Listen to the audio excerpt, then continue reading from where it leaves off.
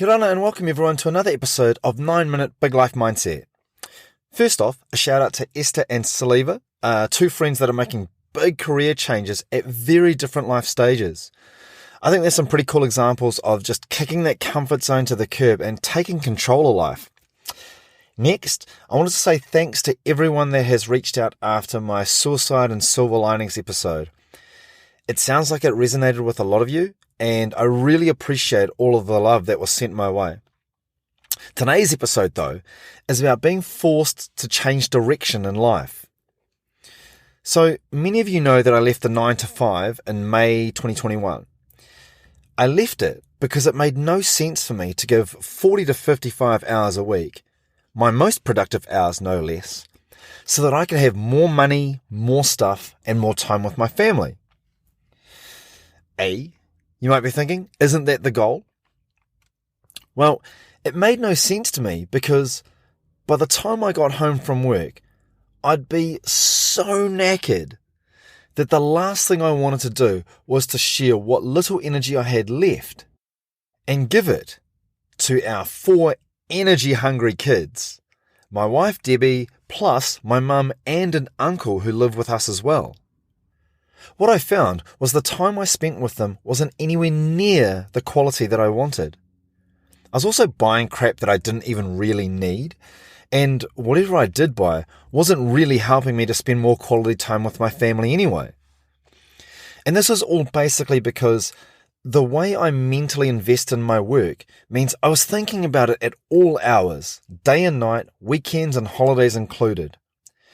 The stress would compound and my patience with the kids felt like it was almost non-existent. Eventually, I'd had enough. I restructured our finances so I could free up those hours and have that quality time. But a key component was to reinvest it in myself. It sounds selfish, right? But with that investment, I would use that time to come up with a business idea that means that Debbie and I no longer have to work. Or at least we can both choose to work when we wanted to. And if we wanted to spend time with the kids, we could do that. Or if we want to give it to charity, we can do that as well. Whatever. Think about it.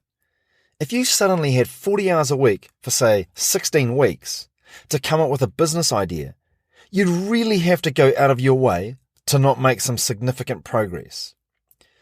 Because that's 38,400 minutes, minus your breaks and procrastination time, to sort your shit out. Anyway, a month ago I launched covidstock.shop when I saw this opportunity to distribute rat tests to markets that weren't being serviced properly. Despite knowing bugger all about almost every aspect of what was needed, I got market validation, I built a website, and I imported the tests. Houston, we have liftoff. And then the government announced that they were going to start giving rat tests away for free. Houston, we have a problem. Now, here's where being able to change direction is going to come in handy.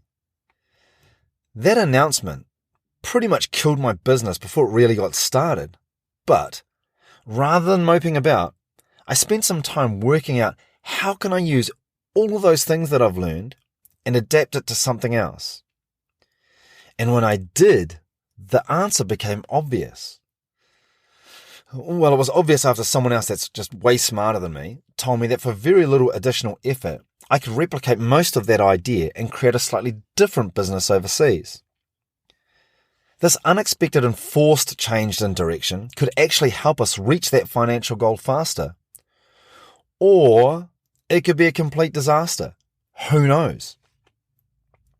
If you're sitting back and thinking, oh man, that story sucked, because there's no way I could do it as well, I think you'd surprise yourself. I did stints in cabbage maths at school, and I'm financially responsible for myself and 7 dependents in my home. If I can do something like this, you can too. Now, just quickly, I don't want anyone thinking that having all this quality time back in our lives has brought with it a perfect home, whatever the hell that means. Although the investment is totally worth it, as it's reduced the stress in our home by an absolutely ridiculous amount, we've already totally mastered the art of shouting at our kids if the need arises. Sometimes our home resembles a war zone with all that crap that's on the floors, and our kids still manage to pick fights with each other based on who looked at the other one first. I'm sure this rings a bell for other people as well. Alright, the second directional change has nothing to do with finances and everything to do with wanting a significant physical achievement before my body gets, even older and more busted. So a few months ago, I made the decision to swim the Cook Strait. Now, if you're not familiar, the Cook Strait is a stretch of water that separates the North and South Islands of Aotearoa, New Zealand. It's 26 kilometres in a straight line, and you have to do it between January to April because there's less water in the strait, and you're also less likely to freeze to death. This challenge, once again, makes perfect sense to me for several reasons. 1. I suck at swimming. I thought I was good, but it's actually another example where my confidence isn't matched by my ability. 2. I actually hate swimming in water where I can't see what's below me. I don't know what that's about, but I know that it affects me. And 3, I absolutely hate the cold. I'm not kidding when I talk about putting myself in uncomfortable situations and growing from them. Anyway, in 3 days, I had to demonstrate my wares to the swim coach who'll determine if I've got enough potential to do it. All the prep that I've done so far will boil down to one session with him. If he says yes, then swimming becomes my life. And if not, well, here's that other change that I was talking about. If he says no, and this guy's word is final, it means I'll have to keep slowly building until 2024, which is just something that I've got to accept. But that forced change brings an opportunity to revisit this martial arts exam that I managed to fail earlier this year. I have no idea if either of these changes will work out for me, or if they'll just turn to custard. Either way, though, I'll learn a lot about the processes. I'll continue to learn a lot about myself. And when I'm on my deathbed, I'll avoid having those dreaded scenarios where you ask yourself, what if? Or you think, if only I'd done this. Because that, to me, scares me more than most things.